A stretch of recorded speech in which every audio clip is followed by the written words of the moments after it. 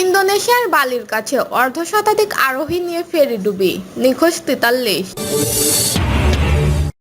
এদিকে রাশিয়ায় আরো ৩০,০০০ সেনা পাঠাবে উত্তর কোরিয়া। জানাবো ট্রাম্পের দাবিতে বেকায়দায় পড়েছেন মোদি। এবং সর্বশেষ জানাবো গাজায় ইসরায়েলের হামলায় ইন্দোনেশিয়ার হাসপাতালের পরিচালক নিহত। শুনছিলেন সংবাদ শিরোনাম, এবারে বিস্তারিত। ইন্দোনেশিয়ার বালির কাছে অর্ধশতাধিক আরোহী নিয়ে ফেরি ডুবি, নিখোঁজ ৪৩। ইন্দোনেশিয়ার জনপ্রিয় পর্যটক দ্বীপ বালির কাছে যাত্রীবাহী একটি ফেরি ডুবে গেছে। ফেরিটিতে ৬৫ জন যাত্রী ছিলেন এবং এই ঘটনায় ৪৩ জন নিখোঁজ রয়েছেন। ইন্দোনেশিয়ার জাতীয় উদ্যান সংস্থার তথ্য অনুযায়ী কেএমপির তুনু পত্তামা জয়া নামের ফেরিটি বুধবার রাতের দিকে পূর্ব জাভার কোটাপাং বন্দর থেকে ছাড়ার প্রায় ৩০ মিনিট পরেই ডুবে গেছে। ফেরিটি বাড়ির গিলিমানুক বন্দরের দিকে যাচ্ছিল, প্রায় ৫০ কিলোমিটার দূরে অবস্থিত। ফেরিটিতে মোট ৫৩ জন যাত্রী, ১২ জন কর্মী এবং ২২টি যানবাহন ছিল। যানবাহনগুলোর মধ্যে ১৪টি ট্রাক। আল জাজিরা বলেছেন, ফেরি ডুবির এই ঘটনা এখন পর্যন্ত ২ জনের মরদেহ উদ্ধার করা হয়েছে।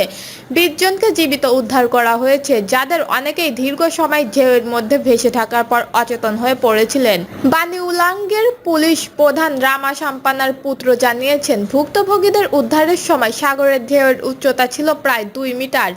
উদ্ধারের অংশ নিয়েছে ৯টি নৌযান, যার মধ্যে ২টি ট্রাক বোট এবং ২টি রাবার বোটও রয়েছে। প্রসঙ্গ, ইন্দোনেশিয়া ১৭,০০০-এরও বেশি দ্বীপ নিয়ে গঠিত একটি দ্বীপরাষ্ট্র। এই কারণেই ফেরি চলাচল এখনো এক স্থান থেকে অন্য স্থানে যাওয়ার জন্য অন্যতম উপায়।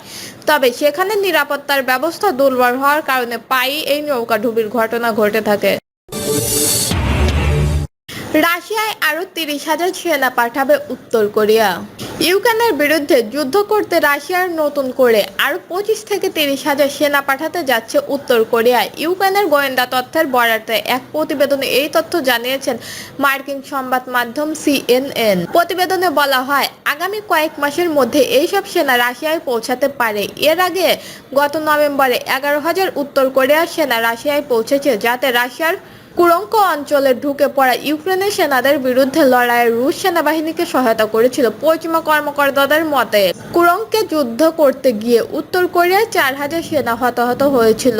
তবে এই বিষয়ে মস্কো ও পিয়ংইয়ং উভয় নিরাপত্তা বজায় রেখেছে। এক পশ্চিমা গোয়েন্দা ইউক্রেনের নতুন গোয়েন্দা তথ্যের সত্যতা নিশ্চিত করে বলেছেন, নতুন করে ৩০,০০০ উত্তর কোরিয়ার সেনা রাশিয়ায় পাঠানো হতে পারে বলে খবর পেয়েছেন তারা। ইউক্রেনের প্রতিরক্ষা গোয়েন্দা সংস্থার প্রতিবেদনে বলা হয়েছে, রুশ বাহিনী ইউক্রেনের যেসব অঞ্চলে দখল করেছেন সেইগুলো অনক্ষ রাখা এবং বড় ধরনের অভিযানে অংশ নেবে উত্তর কোরিয়ার সেনারা।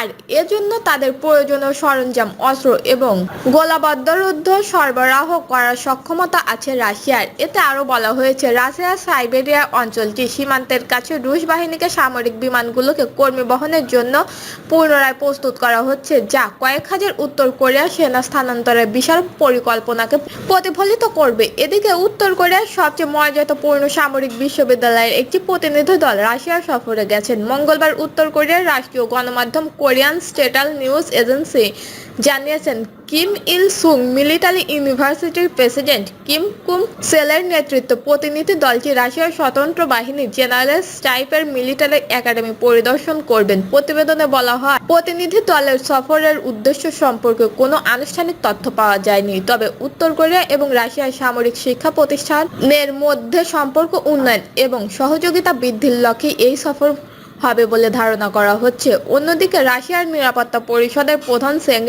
সের্গেই শোইগু ২ সপ্তাহের কম সময়ের মধ্যে দ্বিতীয়বার পিয়ংইয়ং সফর করেছেন। প্রসঙ্গ, ২০২৪ সালের জুন মাসে কিম জং উন এবং রাশিয়ার প্রেসিডেন্ট ভ্লাদিমির পুতিনের মধ্যে একটি কৌশলগত অংশীদারিত্ব চুক্তি স্বাক্ষরের পর ইউক্রেনের যুদ্ধে রাশিয়াকে সহায়তা করার জন্য হাজার হাজার সেনা মোতায়েন করবে উত্তর কোরিয়া। ট্রাম্পের শুল্কের দাবিতে বেকায়দায় পড়েছেন মোদি। হাতে সময় আছে আর মাত্র 1 সপ্তাহ। এর মধ্যে যুক্তরাষ্ট্রের সঙ্গে বাণিজ্য চুক্তি করতে হবে ভারতকে। চুক্তিতে পৌঁছানো সম্ভব না হলে গুনতে হবে বর্ধিত শুল্ক।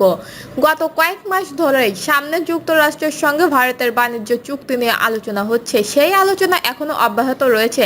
মার্কিন প্রেসিডেন্ট ডোনাল্ড ট্রাম্প আবারও বলেছে, আমার মনে হয় আমরা ভারতের সঙ্গে বাণিজ্যিক চুক্তি করতে চলেছি। এটা অন্য ধরনের চুক্তি হতে পারে।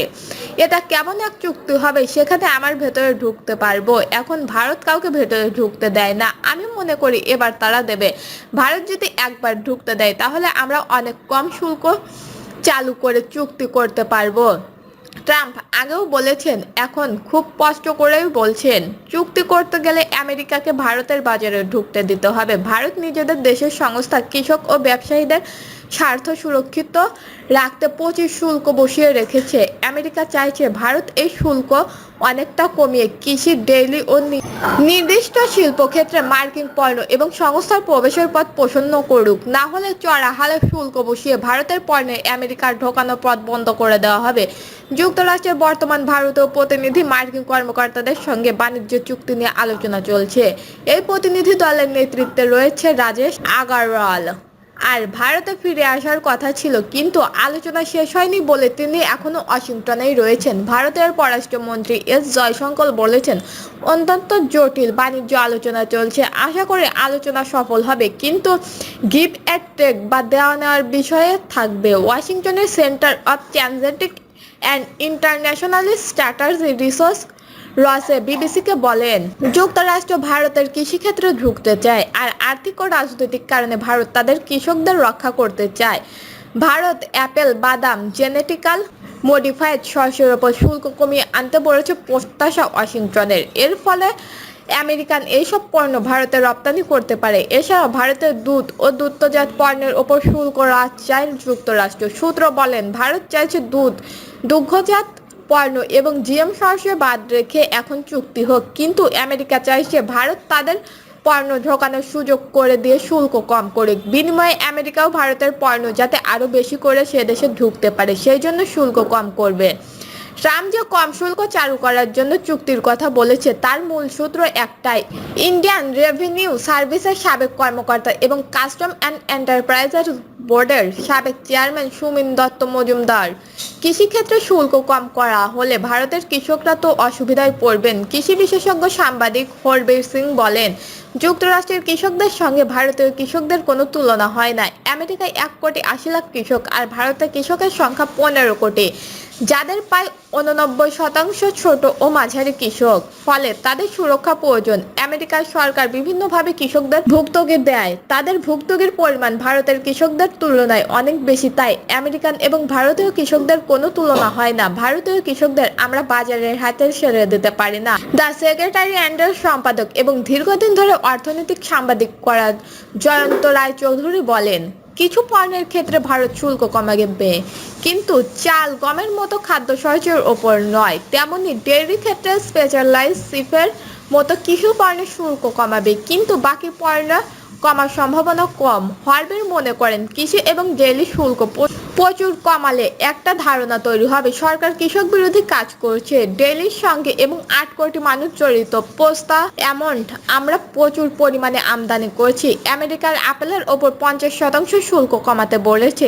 তারা সয়াবিন ও কর্ণধারাও রপ্তানি করতে চায়। তাদের কৃষকদের ভারতের বাজারে দরকার। তাদের সব দাবি মেনে নিলে ভারতের রাজনৈতিকভাবে বিপাকে পড়বে শাসন করে বিজেপি। জয়ন্ত রায় চৌধুরীও বলেছেন, কৃষি ও ডেইরিতে আমেরিকার সব দাবি মানতে হলে রাজনৈতিক সমস্যা হবে, সেটাই সরকার চাইবে না। আবার আমেরিকার সঙ্গে বাণিজ্য চালু রাখাও জরুরি।